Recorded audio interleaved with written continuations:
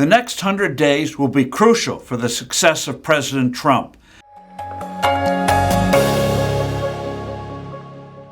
Hello, I'm Steve Forbes, and this is What's Ahead, where you get the insights you need to better navigate these turbulent times. The media has been full of stories about President Trump's first 100 days, a tradition that goes back to Franklin Roosevelt and the kickoff of the New Deal in 1933 to fight the Great Depression. But for this commander-in-chief, it'll be the second 100 days that will define his presidency. The issues are daunting. Domestically, of course, the two big things are tariffs and taxes. The first quarter saw a heartening advance in business investment, but some companies are turning cautious because they need to know what conditions they'll be operating under. Consumers are also becoming cautious. Tariffs will initially raise prices, both because they are taxes and also because they are indeed disruptive to supply chains, which, as we saw with the pandemic, can also make countless items more costly or even in short supply. All this makes it even more imperative to get a truly big, beautiful tax cut enacted as soon as possible.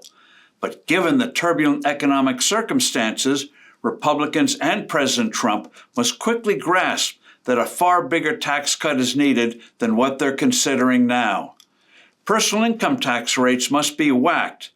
Right now, Republicans are toying with raising the cap on deductions for state and local taxes from $10,000 to $50,000. It would be far more constructive and impactful to slash the 22% and 24% income tax brackets to 15%. In fact, even better would be eliminating them altogether, taking both down to 12%.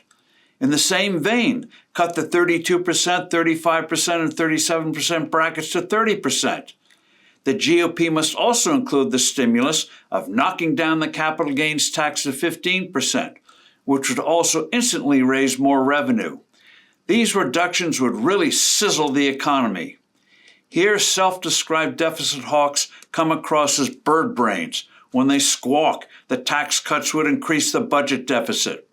Without a booming economy, we'll never get out of the fiscal mess we're in today.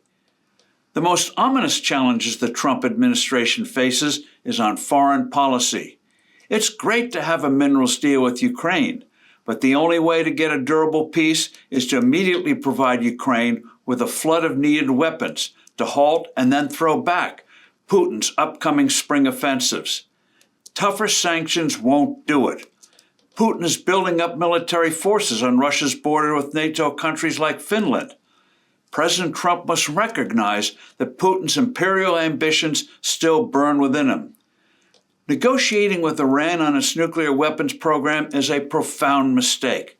The mullahs have no intention of forsaking their goal of Iran becoming a nuclear power, whatever agreement, if any, they might sign. The administration must credibly counter China's own imperial ambitions, whatever deal is made on tariffs. China, Russia, Iran, and North Korea think the U.S. is in terminal decline, and the current turmoil confirms their belief. That's one way how tragic miscalculations are made. Given current conditions, the White House must be ready for a surprise crisis that can unintentionally escalate. One such situation is the aftermath of the deadly terrorist attack against Indian tourists in Kashmir, which is controlled by India but claimed by Pakistan. Both countries are nuclear powers. The danger is that a vigorous military response by India could escalate into a wider war, as Pakistan is allied with China. The next 100 days are indeed critical for President Trump and for us and the world. I'm Steve Forbes. Thanks for listening. Do send in your comments and suggestions, and look forward to being with you soon again.